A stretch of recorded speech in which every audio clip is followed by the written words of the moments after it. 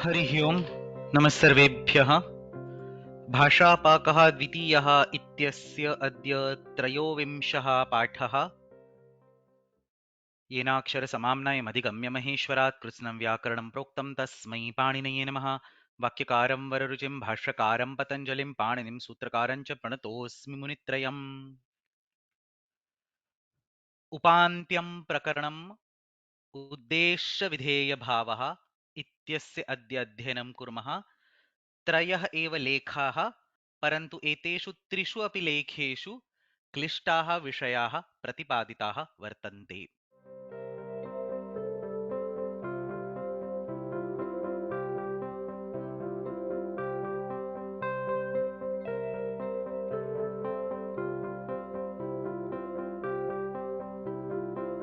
उद्देश्यविधेयभावः इति वस्तुतः संस्कृतव्याकरणस्य कश्चन मुख्यः विषयः. So this is a topic that is very rarely dealt with in the introductory books, and more often than not, people unfortunately confuse Uddeshya Videya Bhava with the Visheshana Visheshya Bhava. I'll just give two examples to explain what I am saying. मम मित्रम् उन्नतम् अस्ति इति वदामः उत मम मित्रम् उन्नतः अस्ति इति वदामः. So which of these two statements is correct?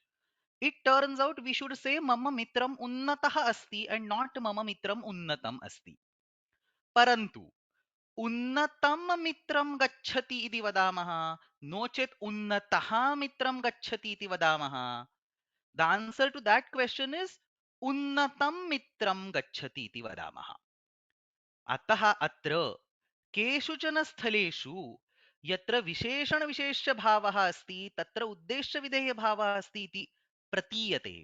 केषुचन स्थलेषु यत्र उद्देश्य विधेय भावः अस्ति तत्र छात्रैः विशेषण विशेष सदृशं तस्य प्रयोगः कृतः दृश्यते.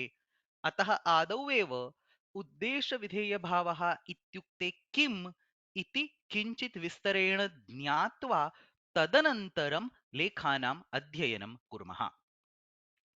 अतः तत्र किं नाम उद्देश्य विधेय भावः इति चेत् यत्र एकस्य पदार्थस्य निर्देशं कृत्वा तस्य विषये किञ्चित् विधानं क्रियते. Some new information gets stated about an object. तत्र उद्देश्य विधेय भावः अस्ति इति उच्यते. Understand this point carefully. When a new piece of information is revealed about an already known entity, we say that there is uddeshya videya bhava. For example, ayam vrukshaha unnataha asti. In this sentence, you are actually pointing to a certain tree. So the tree is known to you, and the new piece of information that you are giving out is that this tree is tall. अतः कस्यचन वृक्षस्य निर्देशं कृत्वा तस्य विषये अयम् उन्नतः अस्ति इति नूतनं विधानं क्रियते. अत्र उद्देश्य विधेय भावः अस्ति इति उच्यते. अतः वृक्ष, the already known entity, is called uddeshya. Unnata, the new information that is being revealed, is called vidheya. Let us take a similar sentence. उन्नतः वृक्षः पतति. अस्मिन् वाक्ये किम् अस्ति? पतति इति नूतनं ज्ञानं तत्र भवति. वृक्षः इति तत्र उद्देश्यम्. परन्तु उन्नतः इति किम् अस्ति इति चेत् it is not a new information that you are revealing. Instead, out of the 100 trees around, you're actually referring to a specific tree using the quality of tallness which is already known. अतः कस्यचन विशिष्टस्य उन्नतवृक्षस्य निर्देशं कृत्वा तत्र पतति इति नूतनं विधानं कृतमस्ति. So the videya over here is patati, the uddeshya is vriksha, and unnata does not give out a new information about the uddeshya. Rather, it just qualifies that uddeshya with an already existing information. You know that a certain vriksha is unnata, So you are referring to that vriksha and you are saying that this is the vriksha that is falling. अतः उन्नतः वृक्षः पतति अस्मिन् वाक्ये कस्यचन विशिष्टस्य उन्नतवृक्षस्य निर्देशं कृत्वा अयं पतति इति विधानं तत्र कृतमस्ति. अत्र उन्नतः इति शब्दः विशेषणरूपेण प्रयुज्यते. उन्नत इति अस्मिन् वाक्ये विधेयं नास्ति. सो विशेषण विशेष भावः यत्र प्रवर्तते तत्र यद्लिङ्गं यद्वचनं या च विभक्ति विशेष्यस्य तद्लिङ्गं तद्वचनं सा च विभक्ति विशेषणस्यापि, that rule has to be used in the visheshana visheshya bhava. So let us go back to the original example. Mama mitram unnatah asti. In this sentence, unnatah is the videya. It refers to a male person, so it must be in the masculine form. You do not use the yadlingam yadvachanam concept over there. But when you say unnatam mitram gachati, the word unnata qualifies the visheshya called mitra, and therefore they must resonate as far as their linga, their vibhakti, their vachan is concerned. Therefore we say unnatam mitram gachati. अत्र उद्देश्य विधेय भावस्य विषये किञ्चित् अन्यत् अपि महत्वपूर्णः विषयः ज्ञेयः.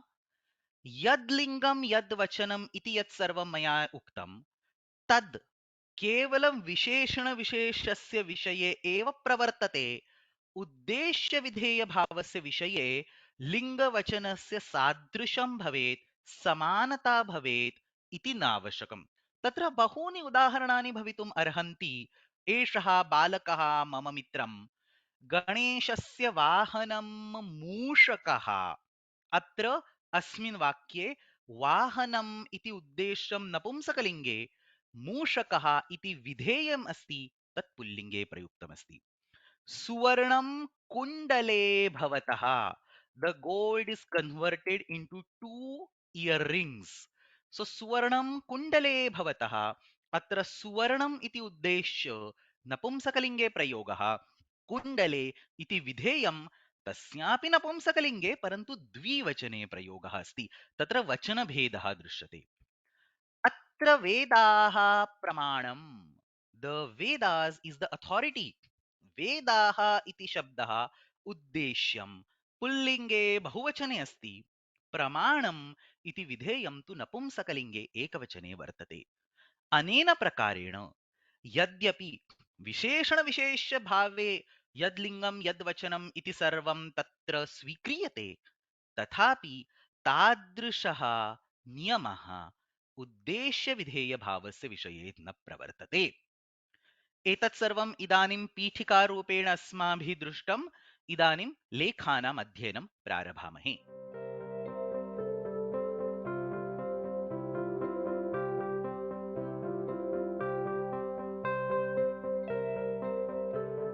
भाषापाकः द्वितीयः इत्यस्मिन् पुस्तके विद्यमानः 55अधिकशततमः पाठः, तदनुषङ्गेन च 57अधिकशततमः पाठः, एतयोः द्वयोः अपि पाठयोः मिलित्वा अध्ययनं कुर्मः.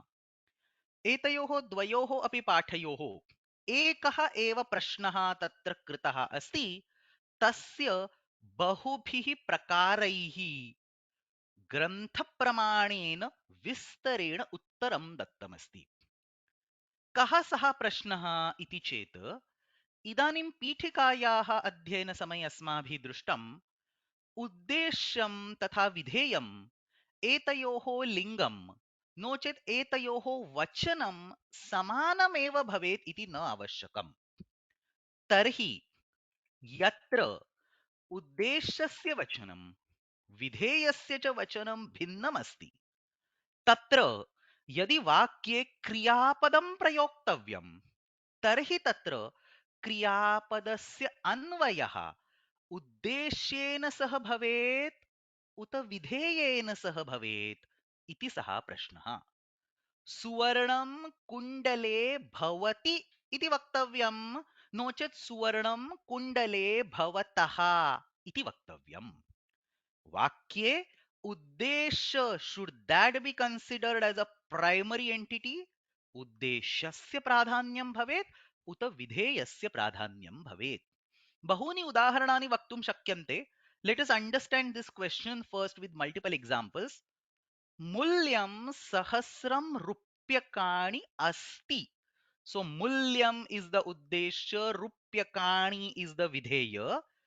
Mulyam sahasram rupyakani asti iti vaktavyam uta mulyam sahasram rupyakani santi iti vaktavyam. If the uddesha is considered important, the verb will resonate with the uddesha. If vidheya is considered important, the verb will resonate with the vidheya. Atra kim sadhu? Meenanam nivasaha apaha asti. The fish lives in water.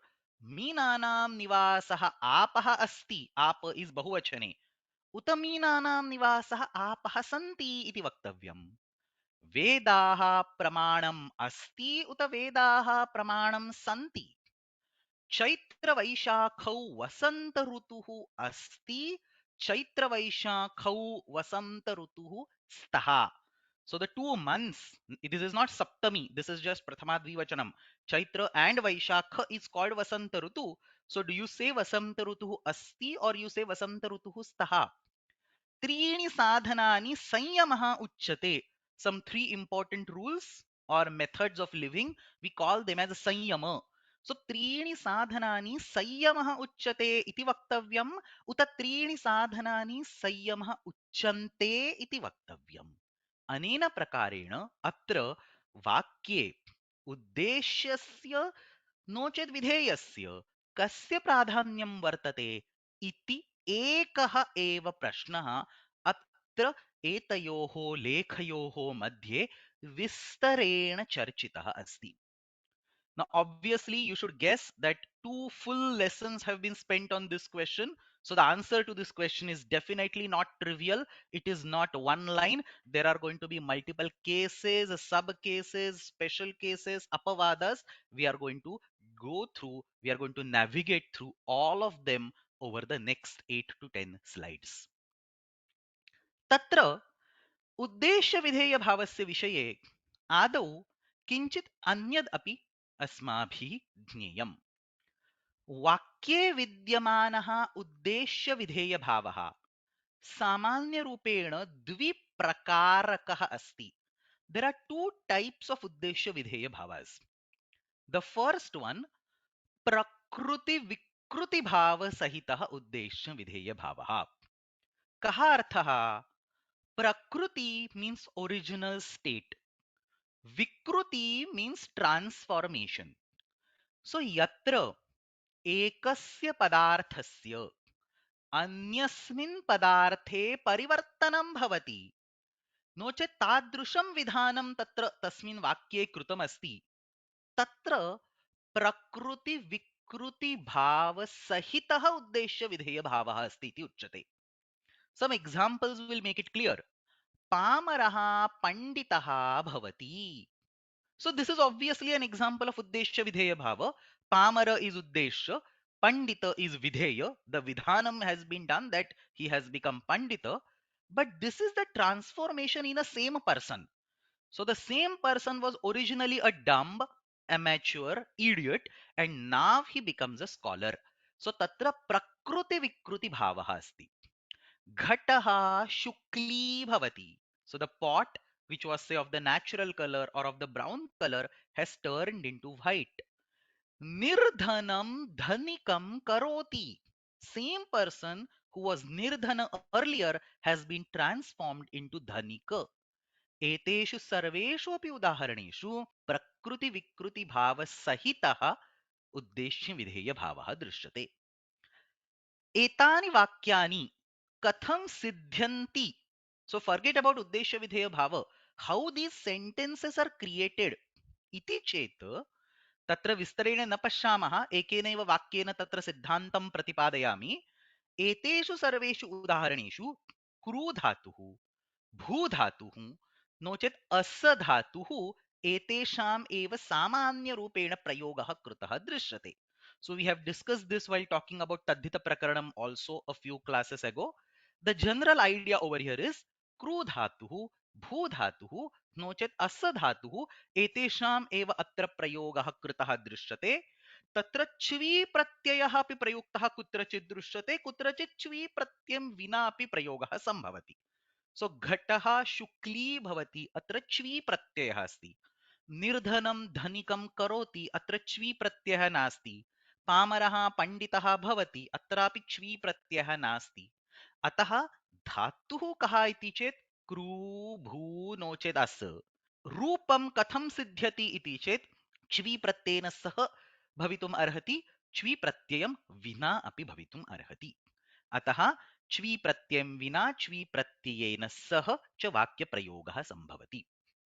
So this is the first type of उद्देश्य विधेय भाव, यत्र प्रकृति विकृति भावः, प्रकृतेः काचिद् विकृतिः संजाता निर्मिता दृश्यते. अपरः उद्देश्य विधेय भावः प्रकृति विकृति भाव रहितः. So there is no transformation of anything, just the information has been given, like mitram unnatah asti. The friend is not becoming tall, he is already tall, we are just revealing out that information. So yatra padarthasya parivartanam na bhavati, apitu kevalam vidhanamev कृतं दृश्यते, तत्र प्रकृति विकृति भाव रहितः उद्देश्य विधेय भावः अस्ति. कानि उदाहरणानि? मूल्यं सहस्रं रूप्यकाणि. It's a simple statement, no transformation is done. समयः दशवादनम्. गणेशस्य वाहनं मूषकः. अयं वृक्षः उन्नतः. मम मित्रं बलवान्. इति अत्र बहूनि उदाहरणानि दृश्यन्ते. अनेन प्रकारेण प्रकृति विकृति भाव सहितः उद्देश्य विधेय भावः, प्रकृति विकृति भाव रहितः उद्देश्य विधेय भावः इति अत्र उद्देश्य विधेय भावस्य प्रकारद्वयम्. इदानीं प्रकृति विकृति भाव सहितः उद्देश्य विधेय भावः अस्ति चेत् कस्य प्राधान्यम् इति आदौ पश्यामः. So we will divide the problem now. First we will take the first type, prakriti vikriti bhava sahita, and then we will see in those cases whether uddeshya is to be considered important or videya is to be considered important, and then we will move to the second case. अतः तत्र प्रथमः भेदः प्रकृति विकृति भाव सहितः उद्देश्य विधेय भावः यत्र वर्तते, तत्र किं भवति इति चेत्, there also we have two subcategories. We should check if the chvi pratyaya has been used or if the chvi pratyaya is not used. पूर्वमपि मया उक्तं, प्रकृति विकृति भाव सहितः उद्देश्य विधेय भावः यत्र अस्ति, तत्र च्वी प्रत्ययस्य प्रयोगः भवितुम् अर्हति, च्वी प्रत्ययं विना अपि वाक्यं सम्भवति. अतः तत्र उद्देश्यस्य प्राधान्यम् उत विधेयस्य प्राधान्यम् इति ज्ञातुं प्रकृति विकृति भाव सहिते उद्देश्य विधेये भावे च्वी प्रत्ययः प्रयुक्तः अस्ति वा नास्ति इति आदौ द्रष्टव्यम्. च्वी प्रत्ययः यत्र नास्ति तत्र विधेयस्य प्राधान्यम्, च्वी प्रत्ययः यत्र अस्ति तत्र उद्देश्यस्य प्राधान्यम्. Let's go slow. यत्र च्वी प्रत्ययः नास्ति, किम् उदाहरणं? सुवर्णं कुण्डले. The gold is converted into earrings. सुवर्णं कुण्डले, तत्र च्वी प्रत्ययः नास्ति. अस्यां स्थितौ विधेयस्य प्राधान्यम्. हु इज द विधेय? कुण्डल इज द विधेय. It is in dvivachanam, so the kriyapada will go along with the videya and it will be used in the dvivachana, and we will say suvarnam kundale bhavatah. च्वी प्रत्ययस्य यदा अनुपस्थितिः अस्ति तदा विधेयस्य प्राधान्यं, तस्य क्रियया सह अन्वयः. अतः सुवर्णं कुण्डले भवतः इति वक्तव्यम्. कुण्डले भवतः इति मुख्यं वाक्यं. क्रियापदं तत्र द्विवचने विद्यते. कुण्डले इति विधेयं तस्यैव क्रियया सह अन्वयः सुवर्णं कुण्डले भवति इति न वक्तव्यम् इति आशयः। परन्तु यत्र च्वी प्रत्ययः प्रयुक्तः दृश्यते तत्र उद्देश्यस्य प्राधान्यम्। घटाः शुक्ली, so many pots, all of them are colored white, so shukli iti avyayam asti, chvi pratyantam asti, तद विधेयम घटाः इति उद्देश्यम शुक्ली इत्यत्र च्वी प्रत्ययः अस्ति, अतः अत्र च्वी प्रत्ययस्य उपस्थितौ उद्देश्य विधेय भावः। अस्मिन् स्थले उद्देश्यस्य प्राधान्यम। हु इज द उद्देश्य? घटाः बहुवचने अस्ति, अतः घटाः शुक्ली भवन्ति इति वक्तव्यम्। Understand this. This might look very obvious, but if you apply the same rule as the previous line, you will be forced to say ghataha shukli bhavati, because shukli is an avyaya, it is in the ekvachanam, and therefore we will say ghataha shukli bhavati. Parantu tatra uddeshyasya pradhanyam vidyate, अतः घटाः भवन्ति इति मुख्यं वाक्यम्। अतः तत्र क्रियापदं बहुवचने अस्ति, घटाः इति उद्देश्यं तस्य क्रियया सह अन्वयः। एतत् सर्वं चारुदेवशास्त्रिणा वाग्व्यवहारादर्शे इत्थं स्पष्टीकृतमस्ति। Let's read this and I'll explain one by one. एतत् च दृढतरं प्रतिभाति. This is clear beyond any doubt. एतत् च दृढतरं प्रतिभाति यत्र विधेयं विकृतिवाचकं क्रूभू अस्तिनां प्रयोगः. So we are dealing with this first part. Videya is vikruti vachaka, the prakruti vikruti bhava is there. Krubhu asti have been used. Chve he cha aprayogaha. Chvi pratyasya prayogaha nasti. Tatra vidheyasyaiva pradhanyam. That's exactly what we said. Vidheyasyaiva pradhanyam. And therefore the kriya pada will resonate with that particular videya. The videya will be considered as the primary karta or as the primary karma, and so on. So suvarnam kundale bhavataha, kundale is the primary karta, suvarnam kundale karoti, kundale is the primary karma. So depending on your statement, the videya will be primary karta or primary karma. That's exactly what he says. Kartrutva karmatve vyavasthite. When there is an anticipation of who is karta and who is karma, the videya gets the preference. Let's read the full sentence. Etaccha drudhataram pratibhati yatra vidheyam vikrutivachakam krubhu astinam cha prayogaha chvehe cha aprayogaha tatra विधेयस्यैव प्राधान्य विवक्षया कर्तृत्व कर्मत्वे व्यवस्थिते, they get attached to the videya iti arthah. Same example of suvarnam kundale bhavatah is in the bhashya. Atra suvarnapindah khadirangar suvarne kundale bhavatah iti bhashyameva lingam. Bhashya itself is the pramana over here. Iti bhashyameva lingam iti atra ashayah. Tatra Nageshoktihi, and so on. This part is not needed. Let's go to the last line. He's explaining the same thing. Suvarnam kundale bhavataha iti prayogat achvyante. When the chvi pratyaya is not used, achvyante vikrutehe kartrutvam bodhyam. Vikruti, which is essentially the videya, that becomes the primary entity, that becomes the karta in the sentence Swarnam Kundale Bhavataha. So he explains all this because before that we have not looked into that particular part of the text till now.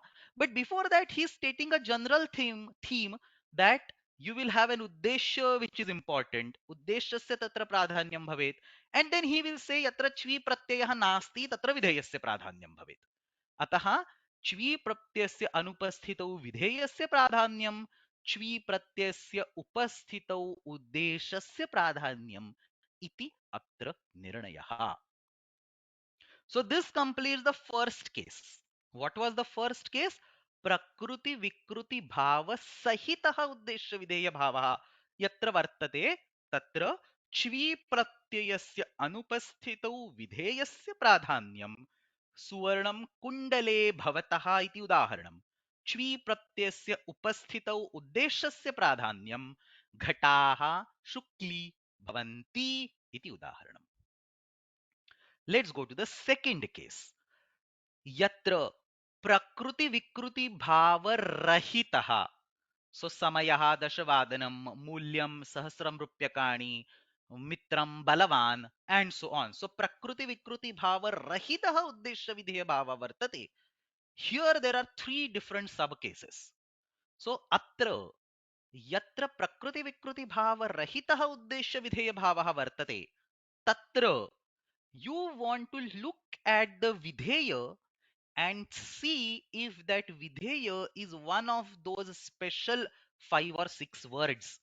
Patram, Pramanam, Bhajanam, Sthanam, Aspadam.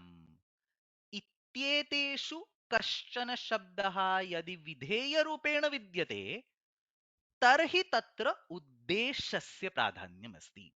So these words are to be considered secondary. Patra, Pramana, Bhajana, Sthana, Aspada. There might be a few more words, but these are the words that are directly listed in the commentary. So these 5 words are to be considered as secondary.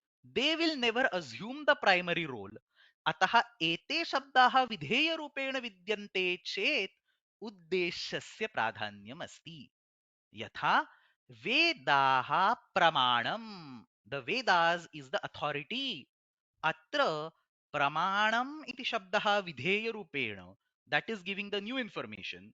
वेदाः इति शब्दः उद्देश्यरूपेण, अत्र प्रमाणम इति शब्दः अस्ति, अतः अत्र उद्देश्यस्यैव प्राधान्यम्. अतः वेदाः प्रमाणं सन्ति इति वक्तव्यम्. वेदाः प्रमाणम् अस्ति इति न वक्तव्यम्. वेदाः प्रमाणं सन्ति इति उचितः प्रयोगः. तस्मिन्नेव ग्रन्थे वाग्व्यवहारदर्शे अस्मिन् सन्दर्भे किमुच्यते?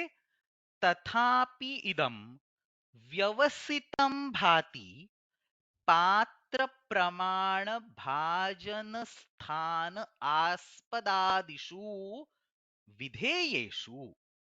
So tathapi, in the same context, he is saying it appears that specific set of words patra, pramana, bhajana, sthana, aspada, and a few others adishu, and a few others, there is no complete list available, adishu ityeva uktamasti.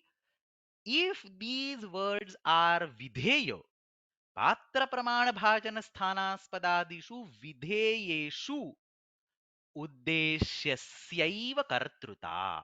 Kartruta means pradhanyam. That becomes the primary karta, that becomes the primary karma, and so on. So tatra uddeshyasya kartruta. Ataha Vedaha Pramanam Santi iti sadhu. As we wrote over here, Vedaha Pramanam Santi iti sadhu. Vedaha Pramanam Asti iti navaktavyam. Evameva Patradishu api. So Patram, Bhajanam, Sthanam. Specific examples have not been quoted in your book or in Vagyavahara Darsha. So I also do not want to venture into some hypothetical examples. केवलं पात्रादिषु अपि एतादृशमेव बोध्यम् इति अत्र आशयः. So this is one aspect. किमुक्तं मया? Let's step back and revise. प्रकृति विकृति भाव सहितः उद्देश्य विधेय भावः अस्ति चेत् तत्र च्वी प्रत्ययः अस्ति वा च्वी प्रत्ययः नास्ति वा इति चिन्तनं करणीयम्. That part is over. We are dealing with the second bullet. प्रकृति विकृति भाव रहितः उद्देश्य विधेय भाव यत्र अस्ति. In this second bullet there are 3 rules. Out of those 3 rules, the first rule is over. Patra, pramana, bhajana, and so on. This is the first rule. This rule says that if any of these words is vidheya, तत्र उद्देश्यस्यैव प्राधान्यं विद्यते इति तत्र प्रथमः नियमः. Let's go to the second rule. तत्र द्वितीयः नियमः सिद्धान्तः कः इति चेत् यदि विधेयस्य निर्देशः इति द verbatim word इति अनेन शब्देन भवति.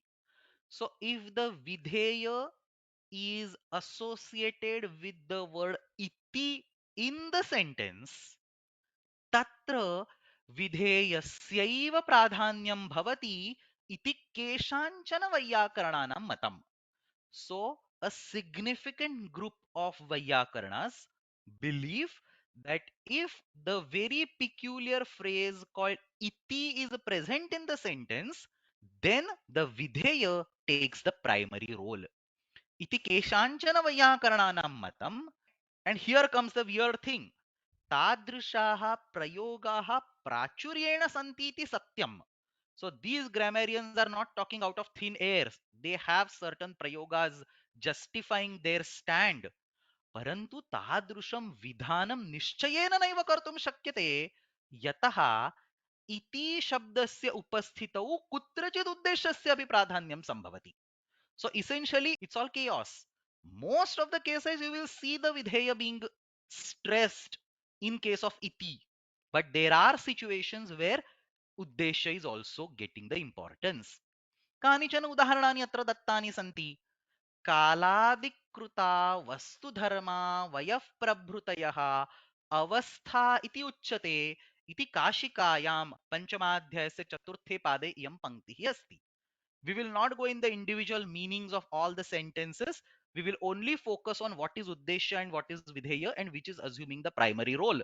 So kaladikruta vastu dharma vayaf prabhrutayaha, this all is the uddeshya. Avastha is the videya.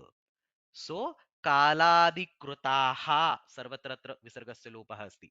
कालादिकृताः वस्तुधर्माः वयप्रभृतयः is all in the bahuvachanam. This is uddeshya. Avastha is the videya. Uchyate resonates with avastha. So atra vidheyasya pradhanyam asti. In yoga bhashya you see both types of prayogas. So a second example is from yoga bhashya, the third example is also from yoga bhashya. In the second example, sarva bhumishu sarva vishayeshu sarvatha eva avidita vyabhicharaha sarvabhaumaha mahavratam iti uchyante. So forget about the remaining part. Sarvabhaumaha iti uddeshyam, mahavratam iti vidheyam. The iti word is there. That word is important. This current rule only deals with the iti word. So iti iti shabdah tatra mukhyah asti. Sarvabhaumaः mahavratam iti uchyante. Atra mahavratam iti vidheyam, sarvabhaumaः iti uddeshyam. Atra उद्देश्यस्य प्राधान्यमस्ति. सार्वभौमाः उच्यन्ते इति वाक्यं वक्तव्यम्. तृतीयम् उदाहरणम्. एकविषयकाणि त्रीणि साधनानि संयमः इति उच्यते.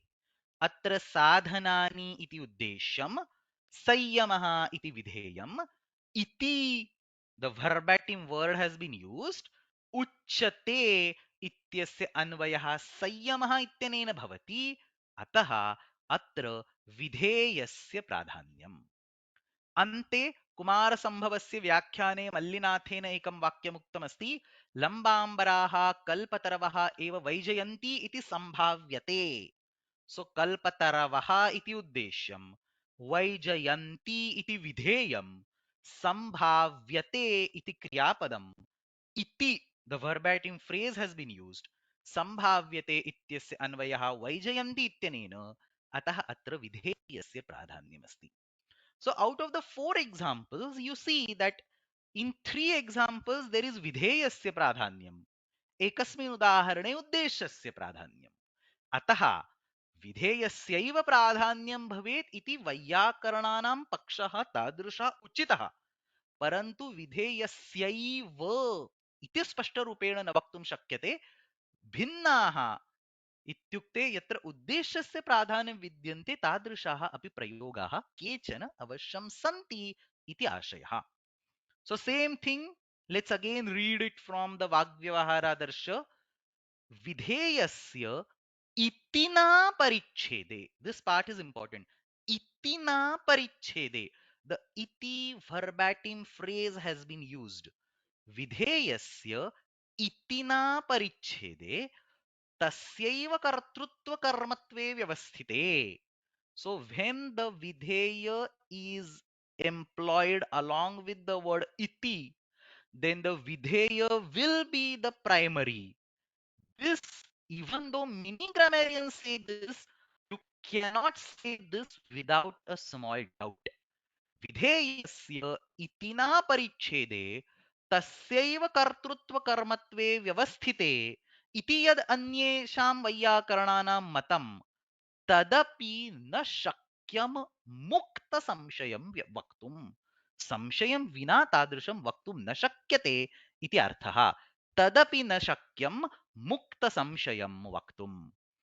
Kaladikrita, and then he basically lists down all the examples that we just saw on the previous slide.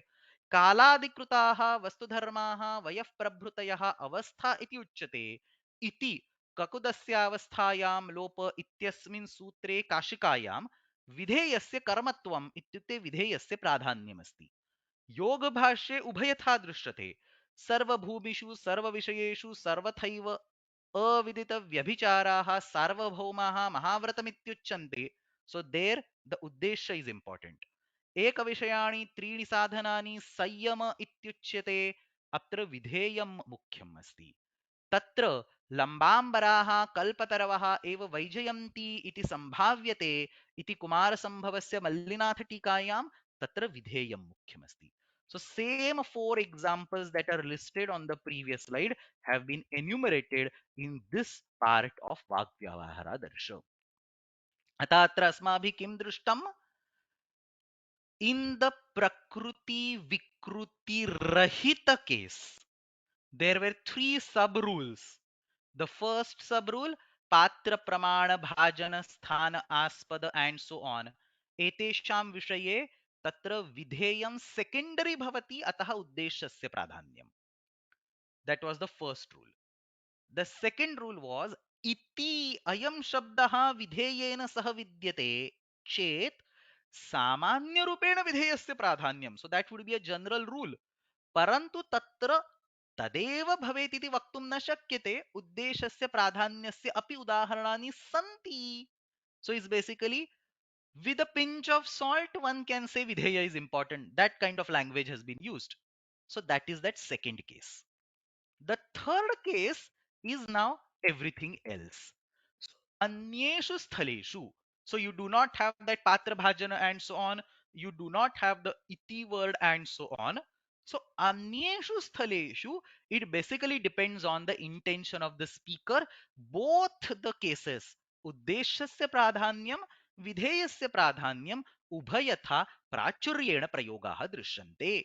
So anyeshu sthaleshu प्रकृति विकृति भाव रहितस्य उद्देश्य विधेय भावस्य विषये उभयथा उदाहरणानि दृश्यन्ते. सो उद्देश्यस्य प्राधान्यम इत्युक्ते किं? क्रियापदम उद्देश्यम अनुसरति. Some two examples have been given. भारः अस्ति पंचतुलाः. सो तुलाः इज द विधेय, भार इज द उद्देश्य, अस्ति रेजोनेट्स विद द भार. सो भारः इति उद्देश्यस्य क्रियापदेन सह अन्वयः. भोगमोक्षौ फले स्मृतौ. फले इति विधेयं, भोगमोक्षौ इति उद्देश्यं. Now here there is no kriyapadam, but one is pullinga, one is napumsakalinga, and you are using a krudanta word. So if it resonates with the videya, it would be smrute. If it resonates with the uddeshya, it would be smrtau. So we say bhogamokshau phale smrtau. अत्र उद्देश्यस्य स्मृतौ इत्यनेन सह अन्वयः, अतः उद्देश्यस्य प्राधान्यम्. अतः एतादृशेषु स्थलेषु उद्देश्यस्य प्राधान्यं वर्तते. कानिचन अन्यानि बहूनि उदाहरणानि सन्ति यत्र विधेयस्य प्राधान्यं विद्यते. यथा द्वौ द्वौ माघादिमासौ स्याद् ऋतुः. सो अत्र ऋतुः स्यात् इति विधेयेन सह क्रियापदम् अन्वेति. अत्र विधेयस्य प्राधान्यम्. पञ्चैते शास्त्रे अधिकरणं स्मृतम्. सो अस्मिन् शास्त्रे एते पञ्च अधिकरणं स्मृतम्. अधिकरणं स्मृताः इति न, अधिकरणं स्मृतम्. सो अधिकरणम् इति विधेयस्य स्मृतम् इत्यनेन सह अन्वयः. अत्र विधेयस्य प्राधान्यमस्ति. अनेन प्रकारेण, so we saw so many different cases. अनेन प्रकारेण अत्र प्रकृति विकृति भाव रहित स्थलेषु, when you ignore the patra bhajana case and when you ignore the iti case, अन्येषु स्थलेषु उद्देश्यस्य प्राधान्यं नो चेत् विधेयस्य प्राधान्यं यथा भवान् इच्छति तथा कर्तुं शक्यते इति आशयः. Let us read the Vyakhyanam. All these commentaries are there in your book. So let's read each of these one by one. Atra dushkaram vyavasthapaitum. So he is taking this last case and he says, in this remaining case, where the patra, bhajana, iti, none of these things are concerned, it is hard to tell. Dushkaram vyavasthapaitum. So understand this point. In case of iti, at least there was a bias on one side. Both types of examples were seen, but there was a bias on one side. अत्र किमुच्यते दुष्करं व्यवस्थापयितुमित्येव उच्यते. एवं हि प्रतिभाति, it appears, प्रायः, mostly, उद्देश्य विधेययोः प्राधान्य अप्राधान्य विवक्षायाः व्यवस्थितिः नास्ति. There is no proper system by which uddesha or videya, one of these will get the preference. व्यवस्थितिः नास्ति. तत्र खलु कामचारः. कामचारः इत्युक्ते यत् किमपि इष्यते, whatever comes to your mind, तत् खलु कामचारः प्रयोक्तॄणाम्. तादृशं प्रयोगं ये जनाः कुर्वन्ति तेषां विवक्षाधीनम् उद्देश्यस्य प्राधान्यं भवितुमर्हति, नो चेत् विधेयस्य प्राधान्यं भवितुमर्हति इति आशयः. Same thing he explains in the next line. यत्र उद्देश्यस्य प्राधान्यं विवक्षन्ति, वक्तुमिच्छन्ति, यत्र उद्देश्यस्य प्राधान्यं विवक्षन्ति वाग्विदः, पंडिताः, वाग्विदः, तत्र तस्य कर्मकर्तृत्वे भवतः. So if the uddesha is what they want to be primary, let that resonate with the verb. Let that be called a primary karma or primary karta. Anyatra vidheyasya. In all other cases, it will be vidheya. Vakye vidheyasya pradhanyam tavad nyaya praptam. In general, having the videya as an important entity in the statement looks like an obvious solution, parantu tatha nasti. Yat kinchid uddishya yat किमपि विधातुमेव तत्प्रणीतेः वाक्ये विधेयस्य प्राधान्यं न्यायप्राप्तं. वाक्यार्थं क्रिया इति सा प्रधानं. वाक्ये तदंगभूतं च अन्यदपि तत्समकक्षमेव. So in these three lines he is basically saying that a general speaker might, or there is a general intention that videya should be important because videya comes later. Understand the construction of the statement. You will say samayaha dashavadanam. So the videya comes later. So when the kriya pada is to be added after that, obviously the natural tendency is that the kriya pada resonates with the videya. So that is what he says. This is a general tendency. Vakye vidheyasya pradhanyam nyaya praptam. That videya indicates the kriya that is also pradhana and so on. But he says this is all theoretical. तथापि न हि उपपत्तिमान् सर्वः प्रकारः रुचिवशश्चापि कश्चित् भवति. Even though we put a rule like the kriya pada must resonate with the videya because videya comes later and so on, usually nobody follows it. रुचिवशः यत् किमपि रोचते तत् जनाः कुर्वन्ति. रुचिवशश्चापि कश्चित् भवति.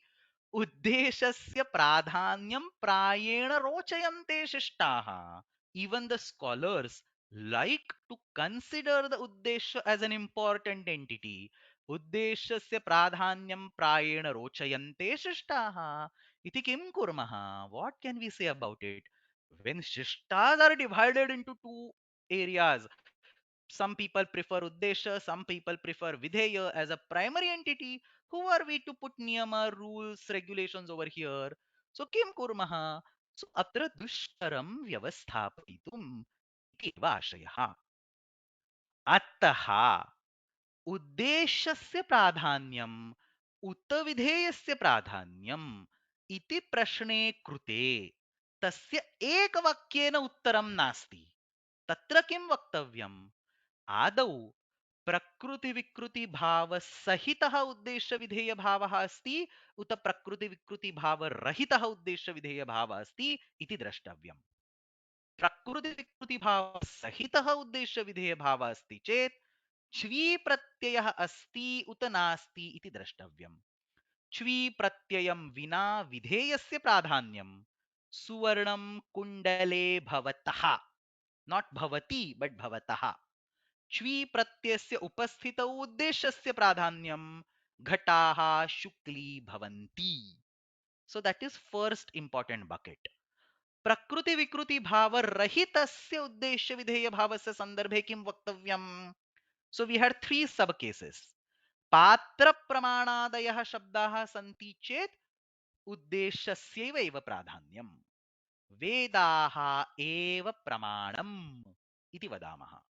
इति, the verbatim phrase इति शब्देन विधेयस्य निर्देशः कृतः अस्ति चेत् विधेयस्यैव प्राधान्यं भवेत् इति बहूनां वैयाकरणानां मतं सः मुख्यः पक्षः. तथापि उभयथा उदाहरणानि. सार्वभौमाः महाव्रतम् इति उच्यन्ते. So here uddesha is considered important. त्रीणि साधनानि संयमः उच्यते. Videya is considered important. Both are coming from the Yoga Bhashya. Anyatra, in all other cases, ubhayatha udaharanani drishyante, no specific entity or no specific part is considered more important than other. Bhoga mokshau phale smrutau tatra uddeshyasya pradhanyam. Panchaite शास्त्राधिकरणं स्मृतं तत्र विधेयस्य प्राधान्यम्. अनेन प्रकारेण अत्र एतयोः द्वयोः पाठयोः मिलित्वा वाक्ये यत्र उद्देश्य विधेय भावः वर्तते तत्र उद्देश्यस्य प्राधान्यं भवेत् उत विधेयस्य प्राधान्यं भवेत् इत्यस्मिन् विषये विस्तरेण वाग्व्यवहारादर्श इत्यत्र विद्यमानान् अंशान् स्वीकृत्य चर्चा कृता अस्ति. अत्रैव भवतां पुस्तके विद्यमानयोः षट्पञ्चाशदधिकशततम सप्तपञ्चाशदधिकशततमयोः उभयोः अपि पाठयोः अध्ययनं समाप्तम्.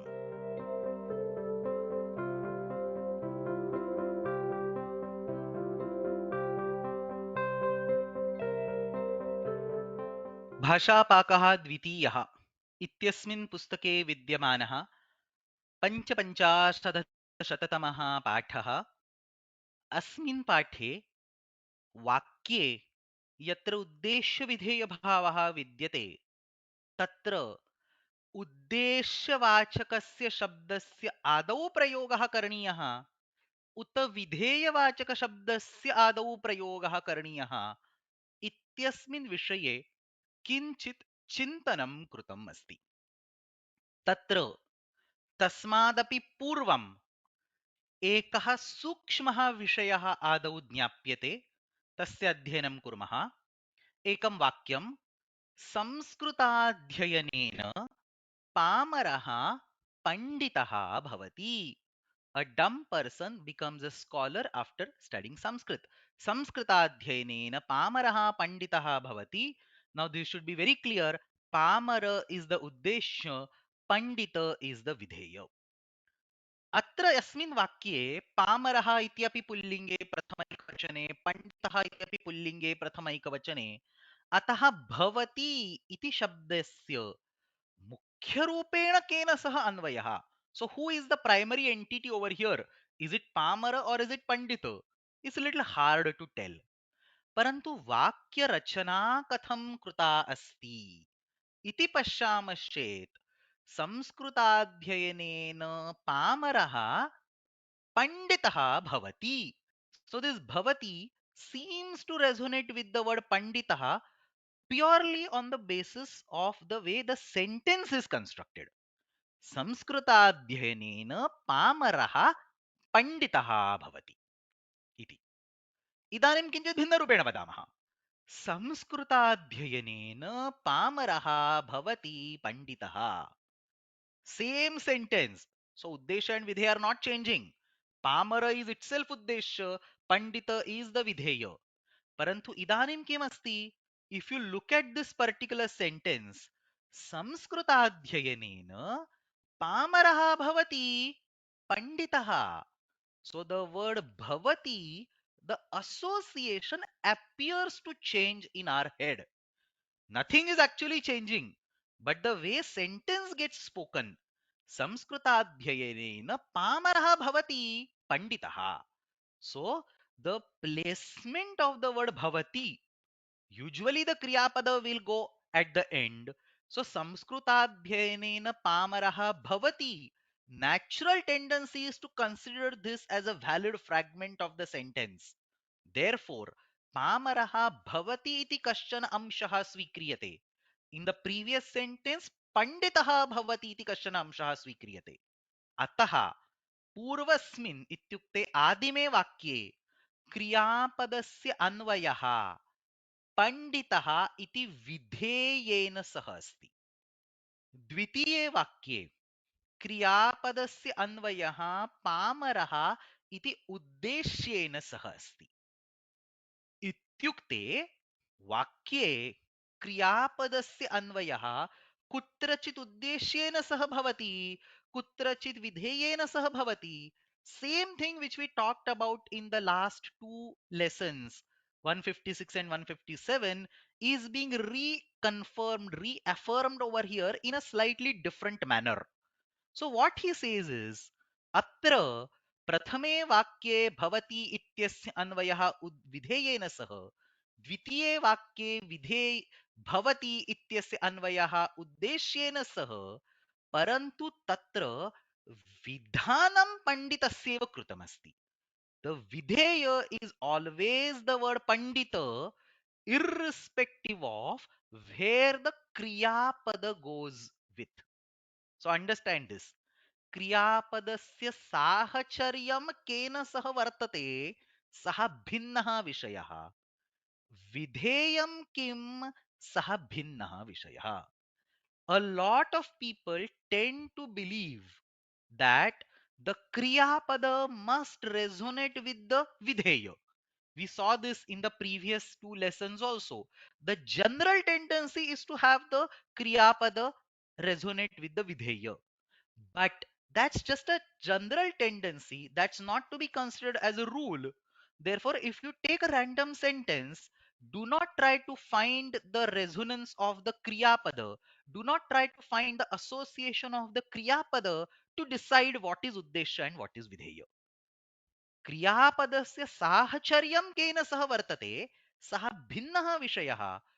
विधेयं किं सः भिन्नः विषयः इति अत्र ज्ञेयम्. The two things, number one, the association of the kriyapada, and number two, who is uddeshya and who is videya. The two things should never be mixed. उद्देश्य विधेय भावस्थले क्रियापद साहचर्य युक्तस्य पदस्य एव विधेयता इति नियमः नास्ति. You do not necessarily say that the entity that the verb is associated with will be videya. So क्रियापद साहचर्य युक्तस्य पदस्यैव विधेयता इति नियमः नास्ति.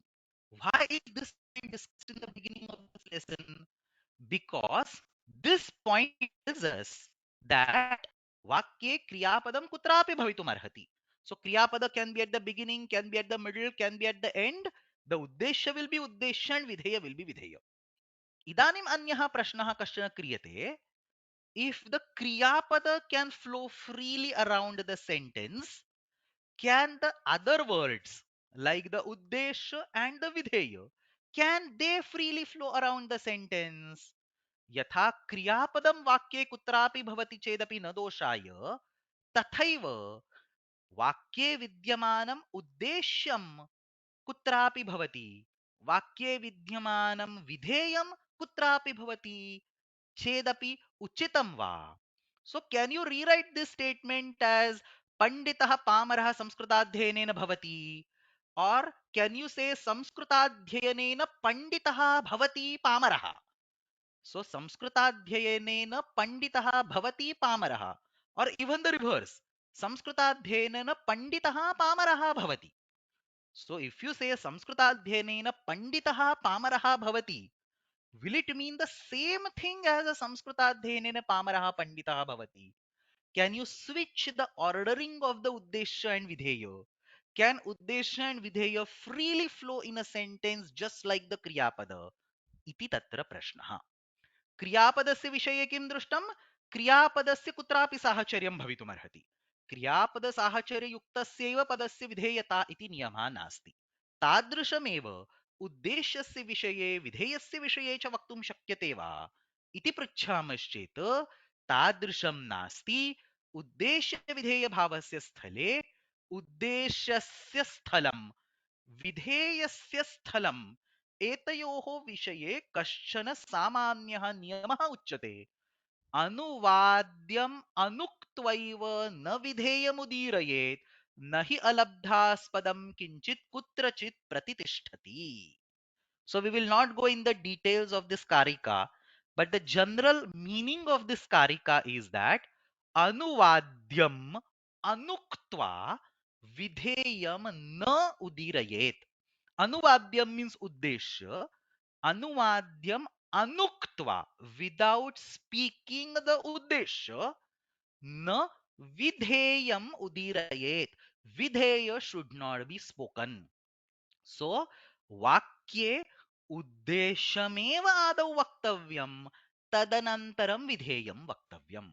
So these two words can freely flow around the sentence as long as this general order is maintained, that first you use the uddesha, then you use the videya. So what is the uddesha? Pamara is the uddesha. What is the videya? Pandita is the videya. So you can rearrange the statement as long as Pamara comes before Pandita. संस्कृताध्ययनेन भवति पामरः पंडितः, पामरः संस्कृताध्ययनेन भवति पंडितः, पामरः भवति संस्कृताध्ययनेन पंडितः. They need not be consecutive. As long as the uddesha comes before videya in that statement, the rule is satisfied. वाक्ये उद्देश्यम् आदौ वक्तव्यं, तदनन्तरमेव विधेयं वक्तव्यम्. अनुवाद्यमनुक्त्वैव न विधेयम् उदीरयेत् इति अत्र सामान्यः नियमः. एतादृशः नियमः किमर्थं कृतः अस्ति? Why such a artificial rule gets imposed? इति चेत् अनुवाद्यमनुक्त्वैव इति कारिकायाः इति नियमस्य मुख्यः उपयोगः तादृशेषु स्थलेषु भवति यत्र किम् उद्देश्यं किम् विधेयम् इत्यस्मिन् विषये सन्देहः जायते. If you flip the ordering of the words, suddenly there will be a confusion which is the uddeshya and which is the videya. In order to avoid that confusion, this particular ordering has been forced.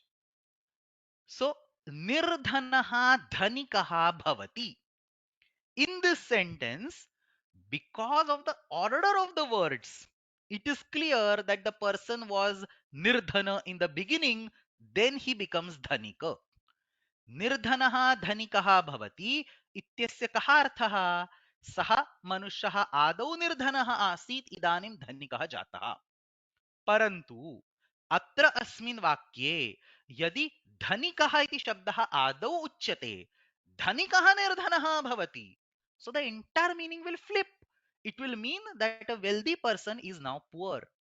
So अत्र निर्धनः धनिकः भवति इत्यस्य वाक्यस्य सम्यक् रूपेण अर्थविधानं कर्तुं, सम्यक् रूपेण बोधनं कर्तुम् उद्देश्यस्य आदौ तदनन्तरमेव विधेयस्य विधानम् आवश्यकं वर्तते. अतः निर्धनः धनिकः भवति इति वाक्यं सन्दर्भम् अनुसृत्य, डिपेंडिंग ऑन द कॉन्टेक्स्ट, निर्धनस्य धनिके परिवर्तनं, धनिकस्य निर्धने परिवर्तनम् इति उभयथा प्रोक्तुं शक्यते, प्रयोक्तुं शक्यते. एतादृशेषु स्थलेषु किम् उद्देश्यं किं विधेयम् इति अवगमनं क्लेशाय भवेत्. अतः अर्थस्य सरलतया बोधं कर्तुम् आदौ उद्देश्यं तदनन्तरं विधेयम् इति नियमः.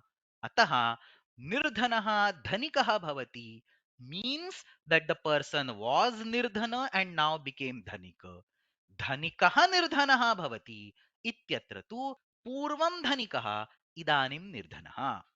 अतः निर्धनः धनिकः भवति इत्यत्र निर्धनः इति उद्देश्यं, धनिकः इति विधेयं, निर्धनः इति शब्दः आदौ वर्तते, निर्धनस्य धनिके परिवर्तनम् इति अर्थसङ्गतिः. अतः अनुवाद्यमनुक्त्वैव इति पूर्वम् उक्ता कारिका इति पूर्वम् उक्तः नियमः कदा प्रयुज्यते, नो चेत् किमर्थं पाठितः अस्ति इति चेत् यत्र उद्देश्य विधेय भावयोः स्थाने परिवर्तनं क्रियते चेत् दोषः, नो चेत् अर्थ परिवर्तनं संभवति, अवगमने क्लेशः संभवति, तत्र विशिष्टस्य अर्थस्य सुलभम् अवगमनं भवेत् इति हेतुना आदौ उद्देश्यं तदनन्तरं विधेयम् इति अत्र नियमः कृतः दृश्यते. But this kind of thing, confusion between the uddeshya and videya, or the change of meaning purely by flipping the order of uddeshya and videya, is not universal. So Ganeshasya Vahanam Mushakaha and Ganeshasya Mushakaha Vahanam both mean the same thing. So only in very specific cases like Nirdhanaha Dhanikaha Bhavati, there is a scope for that confusion, and there this Karika has been given to resolve that confusion. तादृशः संशयः यत्र नास्ति, यथा समयः दशवादनं, घटाः शुक्लीभवन्ति, एतादृशेषु वाक्येषु उद्देश्य विधेयस्य स्थले परिवर्तनं क्रियते चेदपि दोषः नैव विद्यते. तादृशेषु स्थलेषु अनुवाद्यमनुक्त्वैव इति वचनमपि नावश्यकम्. यत्र सन्दर्भस्य अनुषङ्गेन नो चेत् अर्थस्य चिन्तनं कृत्वा उद्देश्य विधेयोः सरलरूपेण निर्णयः संभवति. The examples that I gave, like घटाः शुक्ली भवन्ति or समयः दशवादनम् and so on, एतेषु स्थलेषु सन्दर्भं दृष्ट्वा नो चेत् अर्थं दृष्ट्वा किम् उद्देश्यं किं विधेयमिति सरलरूपेण निर्णयः भवति. तत्र उद्देशात् पूर्वमपि विधेयं भवितुम् अर्हति. किम् उदाहरणं? The same example that we took earlier, संस्कृताध्ययनात् पंडितः पामरः भवति. Original sentence is संस्कृताध्ययनात् पामरः पंडितः भवति. An idiot becomes a scholar. Now I flip the order. I say संस्कृताध्ययनात् पंडितः पामरः भवति. The context of the sentence will still tell you that the pamara is uddeshya and pandita is videya. After studying Sanskrit, no scholar can become an idiot. So संस्कृताध्ययनात् पंडितः पामरः भवति इत्यत्र केवलम् अनुवाद्यमनुक्त्वैव इति वचनम् अनुसृत्य पंडितः इति उद्देश्यं पामरः इति विधेयम् इति चिन्तनं क्रियते, तथापि तादृशः अर्थः नैव संगच्छते इति झटिति ज्ञायते. अतः आदौ पंडितः तदनन्तरं पामरः एतादृशः अर्थः नैव उचितः इति सामान्यज्ञानमेव. इत्युक्ते अस्मिन् वाक्ये किम् उद्देश्यं किं विधेयम् इति स्पष्टमेव अस्ति. पामरः इत्येव उद्देश्यं, पंडितः इत्येव विधेयम्. सन्दर्भवशात् अत्र अर्थः अपि सम्यक् रूपेण प्रतिभाति, अतः अत्र उद्देशात् पूर्वं विधेयं प्रयुज्यते। इत्युक्ते अनुवाद्यमनुक्त्वैव इति कारिकायाः त्यागं कृत्वा इति कारिकया उक्तं निर्णयं त्यक्त्वा विधेयम् आदौ प्रयुज्यते, तथापि न दोषाय। अतः सर्वदा उद्देश्यविधेयस्य निर्णयार्थम्, इत्युक्ते उद्देश्यम् आदौ भवेत् उत विधेयम् आदौ भवेत् इत्यस्य निर्णयार्थम् अनुवाद्यमनुक्तैव इत्येव वचनं प्रयोक्तव्यम् इति नियमः नास्ति. So this is a convenience rule which should be used in cases like nirdhanaha dhanikaha bhavati, where the flipping of the order will cause a difference in the meaning. But in cases like Pamaraha Panditaha Bhavati, Samayaha Dashavadanam, Ganeshasya Vahanam Mushakaha, flipping the order does not matter much. Tatra Anuvadyam Anuktvaiva iti Vachanam Prayoktavyameva iti Niyamaha Nasti Prachinaihi api एतादृशानि बहूनि वाक्यानि प्रयुक्तानि सन्ति. एकम् उदाहरणं भवतां पुस्तके दत्तमस्ति, सम्राट् यदीयदयया प्रभवेत् दरिद्रः. So Daridraha, the Nirdhana person, becomes the king. Daridraha Samrat Prabhavet. So when the god does the Krupa, what happens? He will convert the Daridra into the Samrat. Therefore, अत्र सम्राट् इति शब्दः यद्यपि दरिद्रः इत्यस्मात् पूर्वम् उच्यते, तथापि अर्थस्य अनुषङ्गेन दरिद्रः सम्राट् भवति इति आशयः. दरिद्रः इत्येव उद्देश्यं, सम्राट् इत्येव विधेयम्. एतादृशम् अत्र अर्थस्य संशयः नास्ति. अतः स्थलस्य परिवर्तनम् अपि अवश्यं सम्भवति. अनुवाद्यम् अनुक्त्वैव इति वचनं नैव प्रयुक्तं दृश्यते इति आशयः. After explaining all this, in your book, one shloka has been quoted from the Kavya Prakasha of Mammata.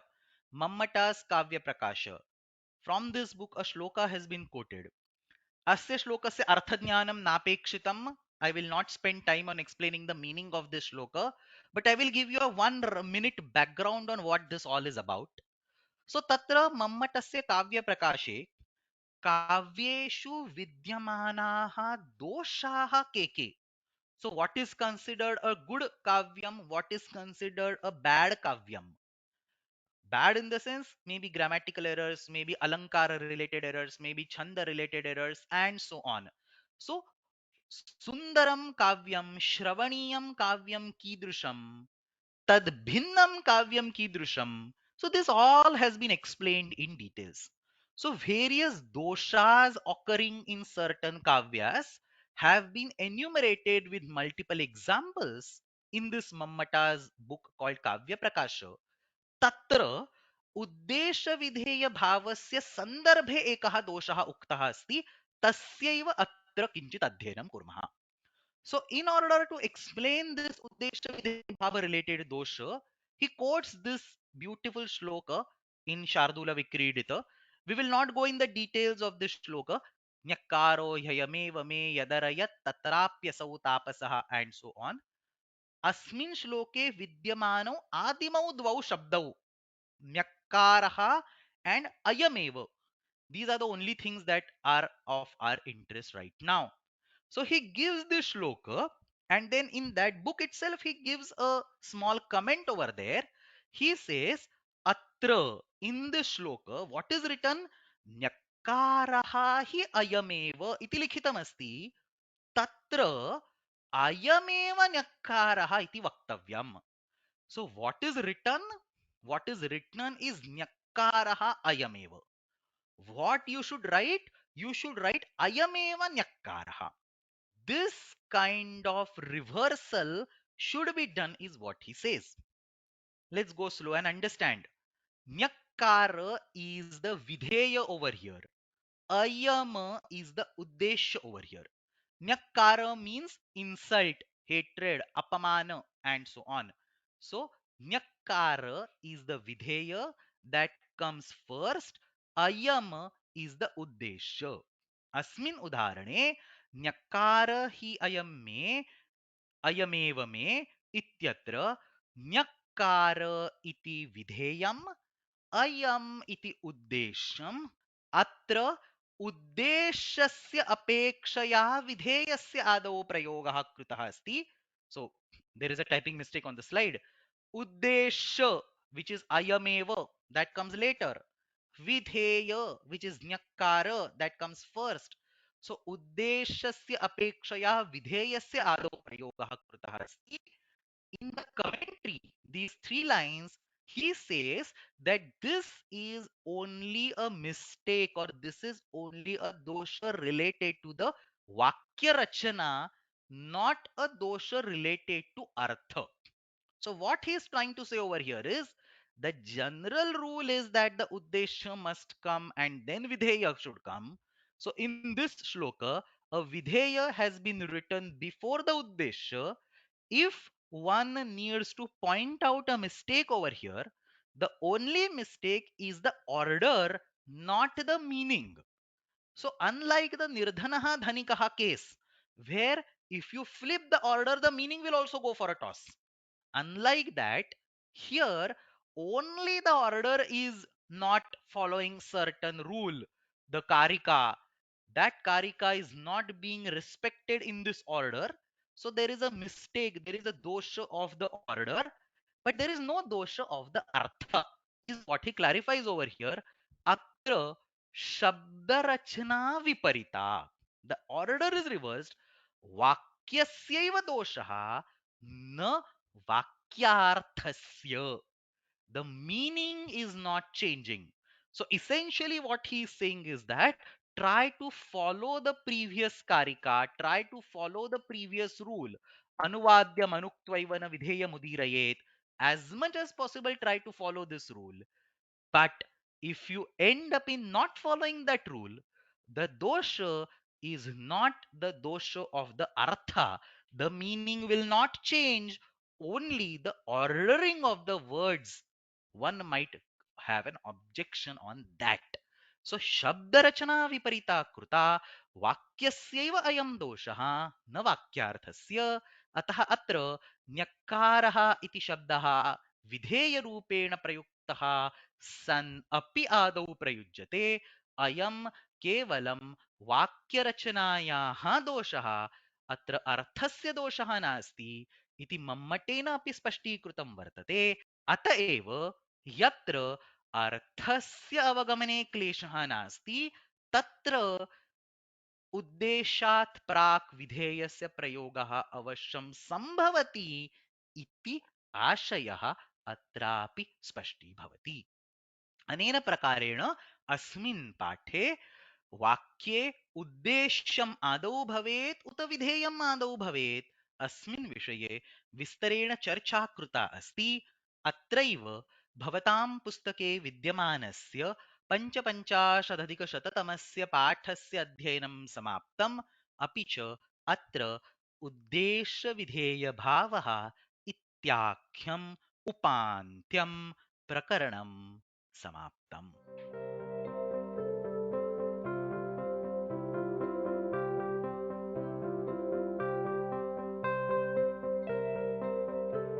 So can we say unnata mitram asti? Assuming that unnata is the vidheya and mitram is the uddeshya, we can definitely say unnata mitram asti. Mitram unnata asti, to avoid all sorts of confusion. But yeah, unnata mitram asti is an acceptable statement for a female friend. Okay, there are a bunch of more questions. In the Visheshana Vishesha Bhava does not have order of the words. That is correct. In Visheshana Vishesha Bhava, the only rule is Yadlingam Yadvachanam. You do not have the order of words, so is not important. So Unnatam Mitram Gachati Unnatam, and so on. Either way, all ways are fine. Swarnam Kundale Bhavataha Kundale Swarnam Bhavataha. Are they same? Yes, they are same. If your intended meaning is that the suvarna gets converted to kundala, you say suvarnam kundale bhavataha or kundale suvarnam bhavataha. But if you are talking about reverse, the kundala is getting converted to swarna, you melt those earrings and get the lump of gold, then you should say kundale swarnam bhavati, because this is the uddesha videya bhava, which is of the type prakruti vikruti, and there is no chvi pratyaya, so vidheyasya pradhanyam asti, atha kundale swarnam bhavati.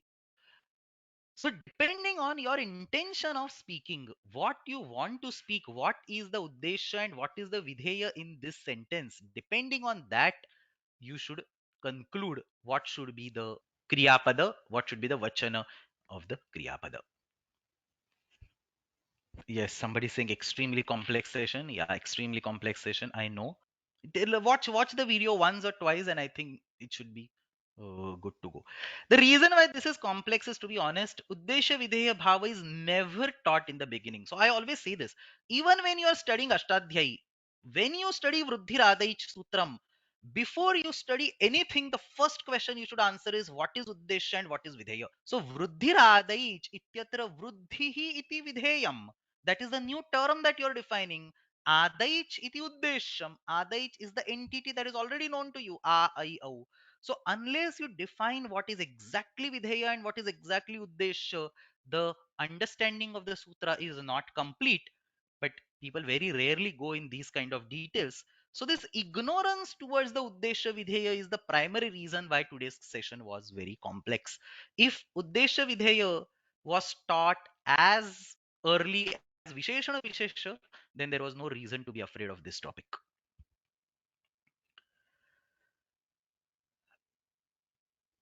Now there is a question over here. In the shlokas, the words are rearranged according to the meter. That is correct. We do the anvaya and understand the meaning. Anvaya creation might cause the problem to decide what is uddesha and what is vidheya. So, what is Uddesha and what is Videya? This ambiguity actually gives rise to some beautiful shlokas where if you flip the order and decide one as Uddesha and other as Videya, completely different meaning can be brought. So, yes, this is an ambiguity, and poets have used that ambiguity to create shlokas with multiple meanings, multiple layers of meanings. So, yes, there is an ambiguity, and depending on the context, you need to decide whether one of the word that you're dealing with is uddesha or it is vidheya. But yes, I mean, there is ambiguity and it can be resolved using the context. That's the only answer.